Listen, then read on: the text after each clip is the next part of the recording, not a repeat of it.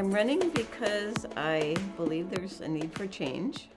I have the passion and the energy to help the city move forward. There's some challenges that we're facing, and I'm well prepared to help the city move forward. So yeah, that's the reason I'm running. Well, we certainly have had conversations about teaming up with other individuals that may have similar philosophies and approaches to issues. So in that way, I think it's been a bit more of a cooperative kind of environment with candidates. You know, and certainly when you have individuals that are trying to make a decision, that's always a choice to present to them. So that's what we've been doing. So if you would have asked the question about council versus commission first, I would probably answer this differently. But yeah, there needs to be more than the 5 commissioners.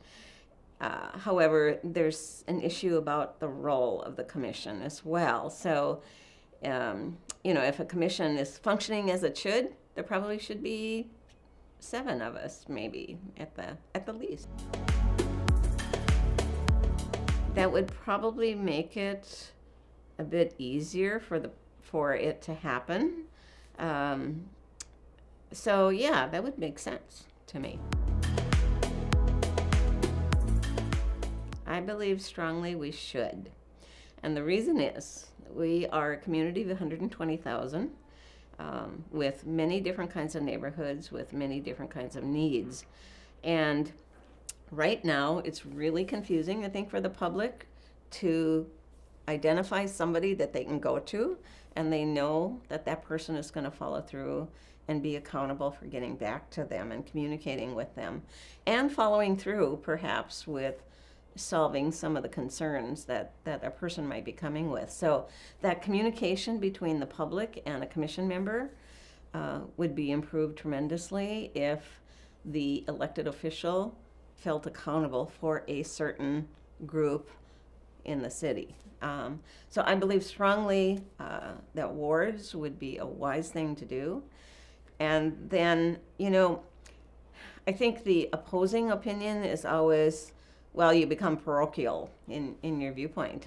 I would argue there's a lot of parochialism already in the system, so it's not like it would be, you know, a diversion from that perhaps, but it would also bring the perspective of each individual neighborhood to the decision-making table. So in my mind, the representation issue for neighborhoods is much more important than being concerned about the city as a whole. You know, the decisions being made in a way that wouldn't be good for the whole city. What's good for the neighborhoods is going to be good for the city, period.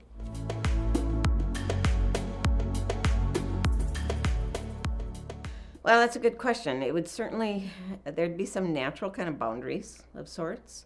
Following legislative district lines might be a good way to do it.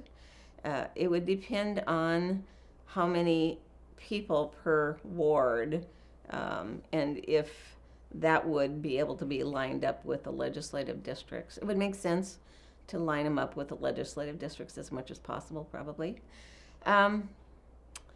Yeah, and looking at the makeup of those neighborhoods would be an important consideration. In my mind, that's a red herring because we all come with a perspective already, whether that be from where we live, what we do for a job, what income level we are. So, you know, I think the value of that relationship between a neighborhood and its elected official outweighs everything else. And I truly believe that parochialism would not even be an issue.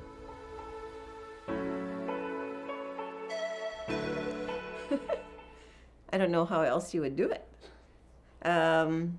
Because some of those conflicts the public isn't going to know about. So I'm not certain I understand probably the scope of the question. If there's any other way to do it, I don't know. At times, that conflict doesn't become evident until you're in the middle of a conversation almost, or in the middle of a decision. So, yeah, it might get a little cumbersome. You know, I think more importantly, I think it's important for individual elected officials to be very diligent about disclosing. And that's where I think sometimes it becomes a little gray as to whether somebody has a conflict in their background or not with the issue that's being presented. So I would rather see more emphasis on making sure the elected officials are actually disclosing. That's a good question because, I mean, if you're an investor in a large fund, such as I've disclosed a couple of different times, it's pretty hard to dig down and find that. So it becomes an ethical issue for that elected official to make sure that they're as transparent and as open as it can be.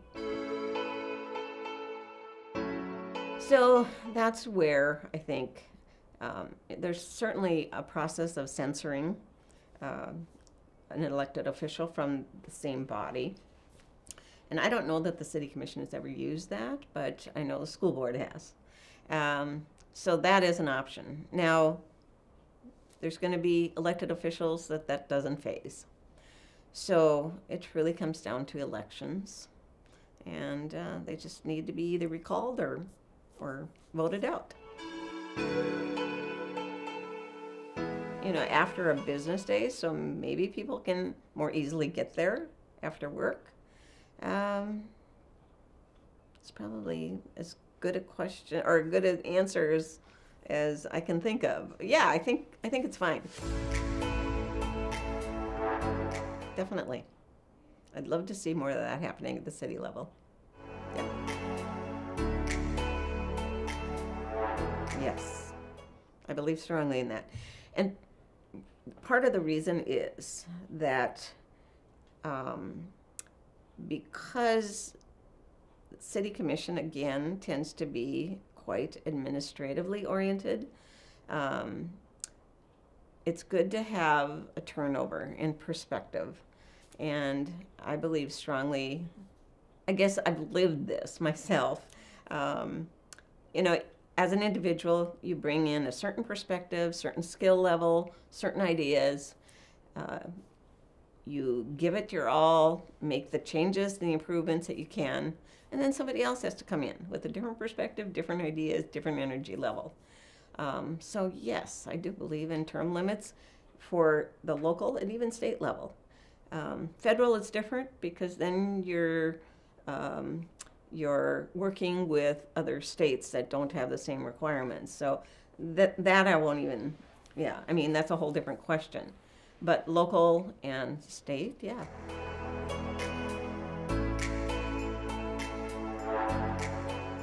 Again, if we stay with the commission form, I do think that defining that role and making sure those expectations are clear so that when a person comes on the board, there's consistent application across all 5 commissioners. If that's done, yeah, they're half-time jobs, basically. We have a wide variety in how engaged the commissioners are. So, you know, I think working on making that consistent would be important. At that point, yeah, probably half-time. Mayor's position, I truly believe, needs to be full-time. And yes, those salaries should be increased. Because right now, I mean, if you look at the past, I'd say 4 or 5 mayors, they're all retired. So it can't.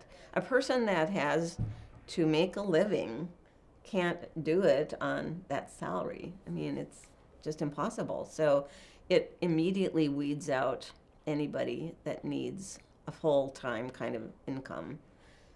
So raising that salary would probably be a good idea. Yeah, that's a bigger question. I would say at this point, probably not. They tend to be less of a commitment, and the task forces are shorter term. Yeah, probably not. Yeah, it would be wonderful. I think it would make it more competitive in that more people would be able to run. I mean, it's, I've seen campaigns locally where, well, Denny Walker's a good example. He won with probably a $5,000 budget, but then there's been campaigns where people have spent $140,000. So it's, it would make it more accessible if there was a spending limit, yes. Staying with the commission form of government, probably the best way is to do more town hall kind of meetings. I know John Strand did one. I'm doing one now at the beginning of May. It's a good way, and the one in the beginning of May is going to be about drag racing, because we keep hearing so much from the neighborhoods about that concern. It's a good way to gather input and feedback. That's one portion of engagement, but certainly more probably in-depth and direct engagement is on an more of an ongoing basis, and that's through our boards and commissions and improving how they function. One of the things that I've been trying to do, and am doing actually, is clarifying the roles of the boards and commissions so that people, when they're serving on them, are spending their time and energy wisely, and we're using that time and energy wisely. And it becomes more of a route for input into decision making. Right now we've got, I don't know, I think it's about 14 or 15 different boards and commissions, and they all function at various levels, and some of them have statutory requirements like the Planning Commission. Most of them don't, and I have to say most of them, yeah, they could function at a much higher level, providing a lot more input into the decision-making process. So that's another way. I think if we went to wards, that would be the best way to engage people, because then you have again, direct accountability between the elected official and the public. Elections, engaging people in the voting process, and we could see a huge difference when COVID came into place or came into play, and we went to completely absentee ballot kind of voting by mail. The participation rate on the voting side doubled. So there's been, I have to say, very little emphasis on voter engagement and getting people to actually participate in the elections that way. So this year we are sending out absentee ballot applications, and hopefully that will again engage a larger group in actually electing the people that are making the decisions.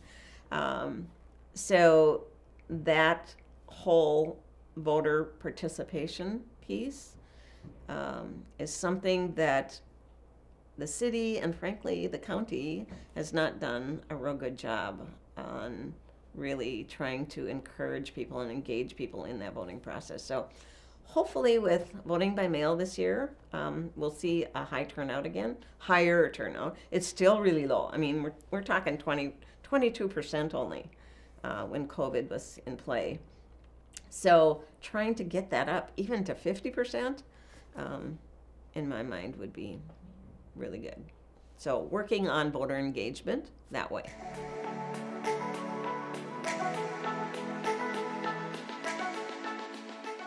I truly believe it needs to be challenged, and the only way sometimes is through the courts.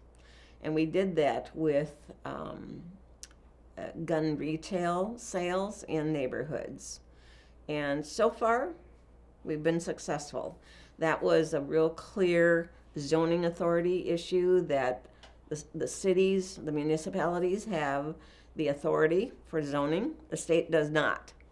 So that one was successful. You know, things like plastic bags, parking meters, that's another one that the state has regulated. Those things need to be challenged in court, in my mind. ArletteForFargo.org is the website, and that's all spelled out. And then Facebook page, Arlette 4 with a number 4, Fargo.